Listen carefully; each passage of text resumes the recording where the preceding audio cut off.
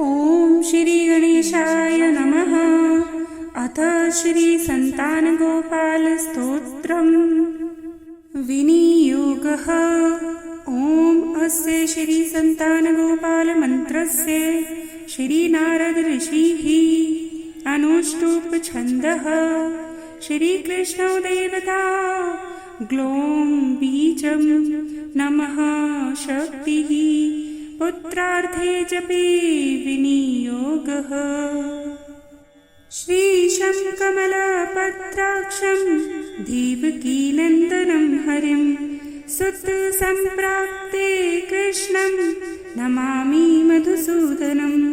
नमाम्यहं वासुदेवं सुतसम्प्राप्ते हरिं यशोदाङ्कगतं बालं गोपालं नन्दनन्दनम्।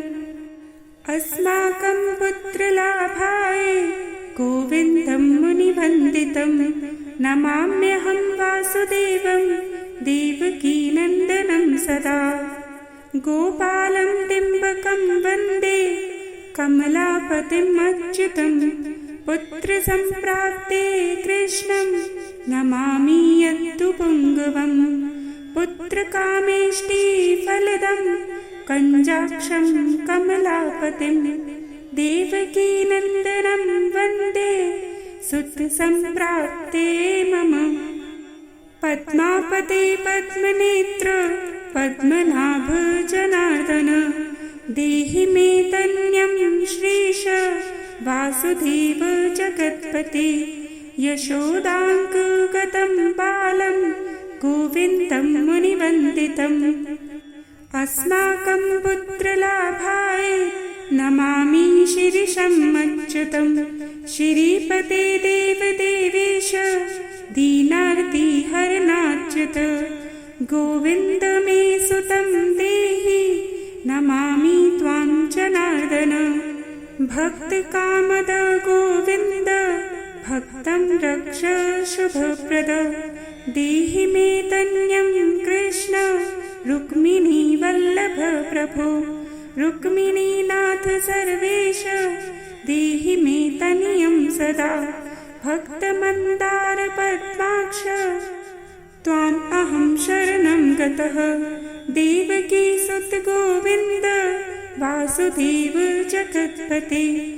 देहि मे तन्यं कृष्ण त्वामहं शरणं गतः। वासुदेव जगद्वन्द श्रीपते पुरुषोत्तम। देहि मे तन्यं कृष्ण त्वामहं शरणं गतः। कञ्जाक्ष कमलानाथ परकारुणिकोत्तम। देहि मे तन्यं कृष्ण त्वामहं शरणं गतः। लक्ष्मीपते पद्मनाभ मुकुन्द मुनिवन्दित। देहि मे तन्यं कृष्ण त्वामहं शरणं गतः। कार्यकारणरूपाय वासुदेवाय ते सदा। नमामि पुत्रलाभार्थं सुखदाय बुद्धाय ते। राजीवनेत्र श्रीराम रावणारे हरे कवे। तुभ्यं नमामि देवेश धन्यं देहि मे हरे। अस्माकं पुत्रलाभाय भजामि त्वां जगत्पते। देहि मे तन्यं कृष्ण वासुदेव रमापते। श्रीमानिनीमान च गोपीवस्त्रापहारक। देहि मे तन्यं कृष्ण वासुदेव जगत्पते। अस्माकं पुत्रसम्प्राप्तिं कुरुष्व यदुनन्दन। रमापते वासुदेव मुकुन्द मुनिवन्दित। वासुदेव सुतं देहि तन्यं देहि माधव। पुत्रं मे देहि श्रीकृष्ण वत्सं देहि महाप्रभो। डिम्बकं देहि श्रीकृष्ण आत्मजं देहि राघव। भक्तमन्दार मे देहि तन्यं नन्दनन्दन। नन्दनं देहि मे कृष्ण वासुदेव जगत्पते कमलनाथ गोविन्द मुकुन्द मुनिवन्दित अन्यथा शरणं नास्ति त्वमेव शरणं मम सुतं देहि श्रियं पुत्रं प्रदेहि मे यशोदास्तन्यपानक्यं पिबन्तं यदुनन्दनं वन्देऽहं पुत्रलाभार्थं कपिलाक्षं हरिं सदा नन्दनन्दन देवेश नन्दनं देहि मे प्रभो रमापते वासुदेव श्रियं पुत्रं जगत्पते पुत्रं श्रियं पुत्रं मे देहि माधव अस्माकं दीनवाक्यस्य अवधारे श्रीपते गोपालडिम्ब गोविन्द वासुदेव रमापते अस्माकं डिम्बकं देहि श्रियं देहि जगत्पते मद्वाञ्छितफलं देहि देवकी नन्दनाच्युत मम पुत्रार्थितं धन्यं कुरुष्व यदुनन्दन याचेऽहं त्वां श्रियं पुत्रं देहि मे पुत्रसम्पदं भक्तचिन्तामणे राम कल्पवृक्ष महाप्रभो आत्मजं नन्दनं पुत्रं कुमारं डिम्बकं सुतम् अभ्रकं तन्यं देहि सदा मे रघुनन्दन वन्दे सन्तानगोपालं माधवं भक्तकामदम् अस्माकं पुत्रसम्प्राप्ते सदा गोविन्द अच्युतम् ओङ्कारयुक्तं गोपालं श्रीयुक्तं यदुनन्दनं क्लीं युक्तं देवकीपुत्रं नमामि यदुनायकं वासुदेव मुकुन्देश गोविन्द माधवाच्युत देहि मे तन्यं कृष्ण रमानाथ महाप्रभो राजीवनेत्र गोविन्द कपिलाक्ष हरे प्रभो समस्तकाम्ये वरद देहि मे तन्यं सदा अब्जपद्मनिभं पद्मं वृन्दरूप जगत्पते देहि मे वरसत्पुत्रं रमानायक माधव नन्दबालधरापाल गोविन्द यदुनन्दन देहि मे तन्यं कृष्ण रुक्मिणी वल्लभ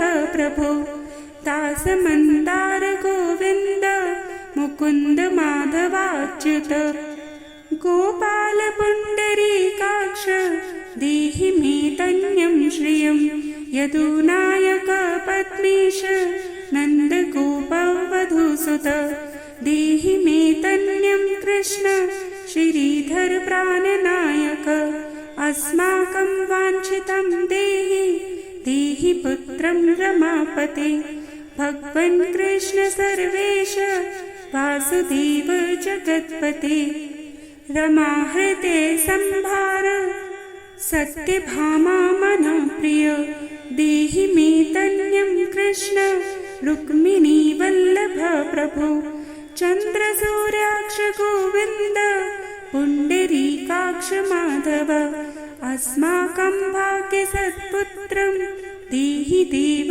जगत्पते कारुण्यरूप पद्माक्ष पद्मनाभ समर्चित देहि मे तन्यं कृष्ण देवकी नन्दनन्दन देवकी सुत श्रीनाथ वासुदेव जगत्पते समस्तकामफलदेहि मे तन्यं सदा भक्तमन्दार गम्भीर शङ्कराच्युत माधव देहि मे तन्यं गोपबालवत्सल श्रीपते श्रीपते वासुदेवेश देवकी प्रियनन्दन भक्तमन्दार मे देहि तन्यं जगतां प्रभो जगन्नाथ रमानाथ भूमिनाथ दयानिधे वासुदेवेश सर्वेश देहि मे धन्यं प्रभो श्रीनाथ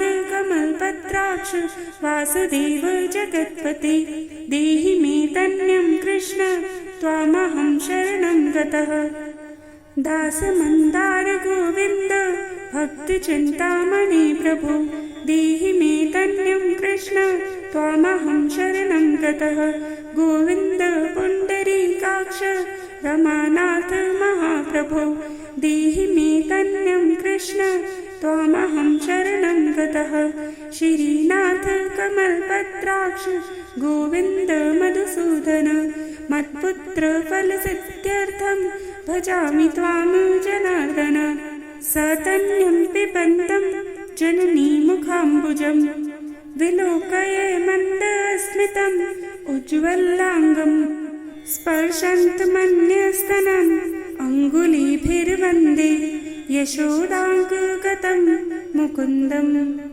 याचे अहं पुत्रसन्तानं भवन्तं पद्मलोचन देहि मे धन्यं कृष्ण त्वामहं शरणं गतः अस्माकं पुत्रसम्पदेश्च चिन्तयामि जगत्पते शीघ्रं विदेहि दातव्यं भवता मुनिवन्दित वासुदेव जगन्नाथ श्रीपते पुरुषोत्तम कुरु मां पुत्रदत्तं च कृष्णदेवेन्द्रपूजित कुरु मां पुत्रदत्तं च यशोदाप्रियनन्दन मह्यं च पुत्रसन्तानं दात्वयं भवता हरे वासुदेव जगन्नाथ गोविन्द देवकीसुत देहि मे धन्यं राम कौसल्या प्रियनन्दन पद्मपत्राक्ष गोविन्द विष्णुवामन माधव देहि मे धन्यं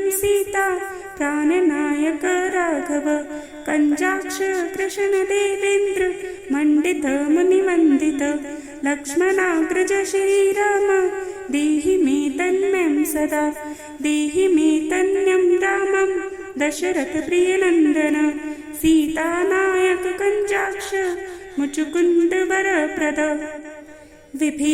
विभीनश्यस्यैलङ्का प्रदत्ता भवता पुरा अस्माकं तत्प्रकारेण धन्यं देहि माधव भवदीये पद्माम्भोजे चिन्तयामि निरन्तरं देहि मे धन्यं सीता प्राणवल्लभ राघव राममत्काम्ये वरद पुत्रोत्पत्तिफलप्रद देहि मे धन्यं श्रीश कमलासनवन्दित राम राघव सीतेश लक्ष्मणानुज देहि मे भाग्यवत्पुत्रसन्तानं दशरथात्मज श्रीपते देवकी गर्भसञ्जात यशोदा प्रियनन्दन देहि मे धन्यं राम कृष्ण गोपाल माधव कृष्ण माधव गोविन्द वामनाच्युत शङ्कर देहि मे धन्यं श्रीश गोपबालक नायक दिष्टु दिष्टु पुत्रं देवकीनन्दनोऽयं दिष्टु दिष्टु शीघ्रं भाग्यवत्पुत्रलाभं दिष्टि दिष्टु श्रीशो राघवो रामचन्द्रो दिष्टु दिष्टु पुत्रं वंशविस्तारहेतुः दीयतां वासुदेवेन तन्यो मत्प्रियः सुत कुमारो नन्दना सीता नायकेन सदा मम राम राघव गोविन्द देवकी सुत माधव देहि मे धन्यं श्रीश गोपबालक नायक वंशविस्तारकं पुत्रं देहि मे मधुसूदन सुतं देहि त्वामहं शरणं गतः ममाभीष्टसुतं देहि कंसारे माधवाच्युत सुतं देहि त्वामहं शरणं गतः चन्द्रार्ककल्पपर्यन्तं धन्यं देहि माधव सुतं देहि त्वामहं शरणं गतः विद्यावन्तं बुद्धिमन्तं श्रीमन्तं तनयं सदा देहि मे धन्यं कृष्ण देवकीनन्दन प्रभो नमामि त्वां पद्मनेत्र सुतलाभाय कामदं मुकुन्दं पुण्डरीकाक्षं गोविन्दं मधुसूदनं भगवन् कृष्ण गोविन्द सर्वकामफलप्रद देहि मे तन्यं स्वामिं सत्त्वामहं शरणं गतः। स्वामिन्स्त्वं भगवन् राम कृष्ण माधव कामद देहि मे तन्यं नित्यं त्वामहं शरणं गतः।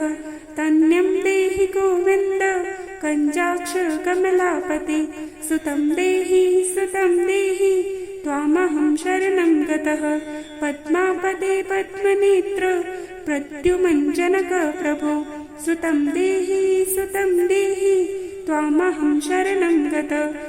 शङ्खचक्र गदा खड्ग शाङ्ग्रपाणि रमापते देहि मे तन्यं कृष्ण त्वामहं शरणं गतः। नारायण रमानाथ राजीवपत्रलोचन सुतं मे देहि देवेश पद्मपद्मानुवन्दित। राम राघव गोविन्द देवकी वरनन्दन रुक्मिणीनाथ सर्वेश नारदादिसुरार्चित। देवकी सुत गोविन्द वासुदेव जगत्पते देहि मे तन्यं श्रीश गोपबालकनायक। मुनिवन्दित गोविन्द रुक्मिणी वल्लभ प्रभो देहि मे तन्यं कृष्ण त्वामहं शरणं गतः। गोपिकार्जित पङ्केज मरन्दासक्त मानस देहि मे तन्यं कृष्ण त्वामहं शरणं गतः। रमाहृत्य पङ्केज लोल माधव कामद ममाभीष्ट सुतं देहि त्वामहं शरणं गतः। वासुदेव रमानाथ दासानां मङ्गलप्रद देहि मे तन्यं कृष्ण त्वामहं शरणं गतः। कल्याणप्रद गोविन्द मुरारे मुनिवन्दित देहि मे तन्यं कृष्ण त्वामहं शरणं गतः। पुत्रप्रद मुकुन्देश रुक्मिणी वल्लभ प्रभो देहि मे तन्यं कृष्ण त्वामहं शरणं गतः। पुण्डरीकाक्ष गोविन्द वासुदेव जगत्पते देहि मे तन्यं कृष्ण त्वामहं शरणं गतः। दयानिधि वासुदेव मुकुन्द मुनिवन्दित देहि मे तन्यं कृष्ण त्वामहं शरणं गतः। पुत्रसम्पत्प्रदातारं गोविन्दं देवपूजितं वन्दामहे सदा कृष्णं पुत्रलाभप्रदायिनं। कारुण्यनिधये गोपी वल्लभाय मुरारये नमस्ते पुत्रलाभार्थं देहि मे तनयं विभो। नमस्तस्मै रमेशाय रुक्मिणी वल्लभाय ते देहि मे तन्यं श्रीश गोपबालकनायक। नमस्ते वासुदेवाय नित्यश्रीकामुकाय च पुत्रदाय च सर्पेन्द्रशायिने रङ्गशायिन रमानाथ मङ्गलप्रद माधव देहि मे तन्यं श्रीश गोपबालकनायक। दासस्य मे सुतं देहि दीनमन्दार राघव सुतं देहि पुत्रं देहि रमापते। यशोदातन्यभीष्टपुत्र दानरतः सदा देहि मे तन्यं कृष्ण त्वामहं शरणं गतः।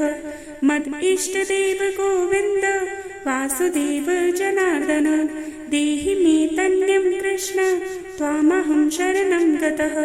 नीतिमान् धनवान् पुत्रो विद्यावांश्च प्रजायते भगवंस्तव कृपायाश्च वासुदेवेन्द्र पूजिते।